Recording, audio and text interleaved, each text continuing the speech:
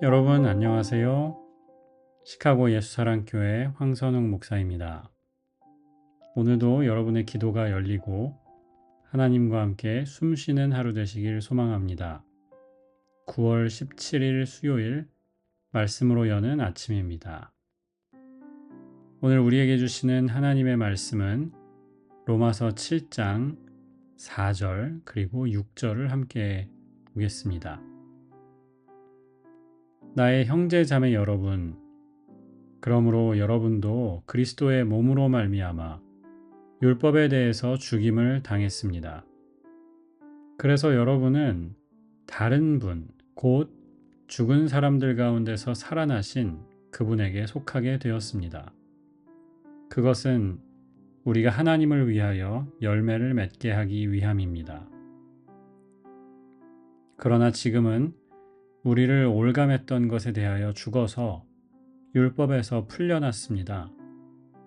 그래서 우리는 문자에 얽매인 낡은 정신으로 하나님을 섬기지 않고 성령이 주시는 새 정신으로 하나님을 섬깁니다. 주님의 백성들에게 주시는 주님의 말씀입니다.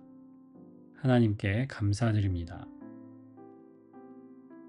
오늘 말씀에서 바울 사도는 우리가 율법에 대하여 죽었다고 말씀합니다. 우리가 읽지 않았지만 1절부터 3절까지는 바울이 결혼 관계로 우리와 율법의 관계를 비유를 합니다. 예를 들어 이 당시에 바울 시대에는 남편이 죽으면 여성이 자유롭게 되었었거든요. 지금 우리 시대에는 거꾸로도 마찬가지이죠. 지금 현재 배우자가 죽으면 혼인 관계는 끝나는 겁니다. 그것처럼 우리가 율법에 종살이 하는 것도 맞고 어떤 관계 가운데 있는 상황인데 율법에 대하여 우리가 죽었다라고 한다면 그러면 율법이 우리를 향해서 갖는 효력이 없어지겠죠. 바울은 바로 그 일이 일어났다라고 말씀합니다. 바로 십자가에서였습니다. 예수님의 죽음은 우리를 위한 죽음이신데 그 메커니즘을 생각해 보면요. 죄가 죽음을 요구했습니다. 죄를 지었으니까 그에 합당한 벌을 받아야 되는데 죽음이라는 벌을 받아야 해요. 우리가. 그런데 우리가 죽을 수는 없잖아요. 그래서 예수님이 우리를 위해서 대신 죽으셨습니다. 그것을 통해서 율법이 우리에게 요구하던 것이 캔슬되는 거죠. 상쇄되는 겁니다.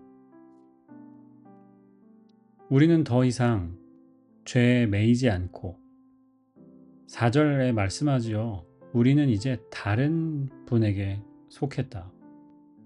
다른 분의 것이 되었다. 그분은 죽은 사람들 가운데서 살아나신 예수님이라는 겁니다. 그래서 우리는 더 이상 죄의 종노릇 하지 않습니다. 우리는 더 이상 율법에 매인 사람들이 아닙니다. 자, 여기까지 좋고요. 바울이 정말로 말씀하고 싶었던 것은 6절에 나옵니다. 자, 우리를 올감했던 것, 예수님이 죽으심으로 말미암아 우리가 율법에서 풀려났습니다. 자유롭게 되었습니다. 그래서 우리는 이제 문자에 얽매인 낡은 정신으로 하나님을 섬기는 것이 아니고 성령이 주시는 새 정신으로 하나님을 섬깁니다. 영어 성경에는 이렇게 되어 있죠. We have been released from the law so that we serve in the new way of the Spirit and not in the old way of the written code 라고 되어 있습니다. 무슨 말이냐? 예전에 율법 조문에 적혀있던 것대로 하나님을 섬겼었다는 거죠. 그런데 이제 그 방식이 끝났습니다. 이제는 영의 방법으로 하나님을 섬긴다라는 거예요. 성령으로 하나님을 섬기는 것이고 성령 안에 산다고 말씀합니다. 예를 하나 들어볼게요. 재즈 피아노를 배우고 싶어 하는 학생이 있다고 생각해 볼게요. 선생님께 배우러 갔습니다. 선생님이 재즈 피아노 교재를 몇 권 주셨어요. 자, 이거대로 연습을 하면 된다. 그래서 그 교본에 그려진 대로 열심히 연습을 했습니다. 그것에 만족하지 않고 다른 교본을 또 샀습니다. 그래서 비슷한 내용이지만 다른 사람이 쓴 교본을 철저하게 공부했어요. 그 사람들이 유명한 그 피아니스트들의 악보를 보면서 그 사람들의 기교를 흉내내고 똑같이 했습니다. 자, 이제 좋은 재즈 피아니스트, 연주자가 될 수 있겠죠? 그게 아니라는 거예요. 재즈는 그런 게 아니잖아요. 그렇죠?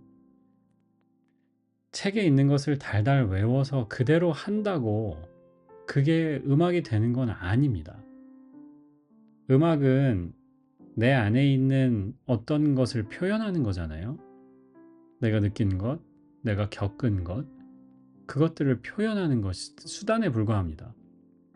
그리고 교보는 그동안에 있었던 것들을 잘 정리해서 내가 원하는 음악을 찾게 해주는 도구이지 그대로 똑같이 따라하는 게 아닙니다. 특히 재즈는 더 그렇죠. 저도 일렉 기타를 좋아하는데요. 기회만 되면 더 배우고 싶어요. 학교를 가고 싶습니다. 1년만 딱 실용음악 학교에 가고 싶은 꿈이 있는데 저도 이제 선생님이 있었습니다. 제게 기타를 가르쳐 주시는 선생님이 계신데 그분은 블루스 기타를 전공한 분이었어요. 전공이란 말이 웃기죠. 블루스 기타를 좋아하는 자기를 블루스 기타리스트라고 생각하는 분이었습니다. 그 선생님이 저를 어떻게 훈련을 시켰냐면 예전 올드 블루스 기타리스트들이 있어요. 레리 칼튼, 게리 무어 이런 사람들이 있거든요. 그 사람들 곡을 똑같이 카피해 오게 했습니다. 전체를 다 못하고 뭐 30초 정도. 30초라고 해도 기타 지판에서 눌러야 하는 노트가 굉장히 많습니다. 그거를 연습을 시켰어요. 이유는 기타에는 스케일이라는 게 있거든요. 음들을 묶어가지고 코드에 맞게 그 블럭으로 가서 그 블럭을 똑같이 연주하면 됩니다. 그 음을 다 일일이 생각해서 애드립을 하는 것이 아니고 그 블락에 기초해서 하는 거거든요. 그 카피를 하면서 그 연주자들이 이 블락을 똑같은 스케일을 어떻게 사용하고 있는지 배워야 된다고 하셨어요. 그리고 나서 제가 몇 주 걸려가지고 한 곡을 비슷하게 했습니다. 느낌은 안 나죠. 그런데 음은 다 찍을 수 있게 되었어요. 그리고 선생님이 말씀하신 게 보이더라고요. 지금 C 코드의 펜타토닉 스케일을 이렇게 쓴 거구나 하는 게 보이더라고요.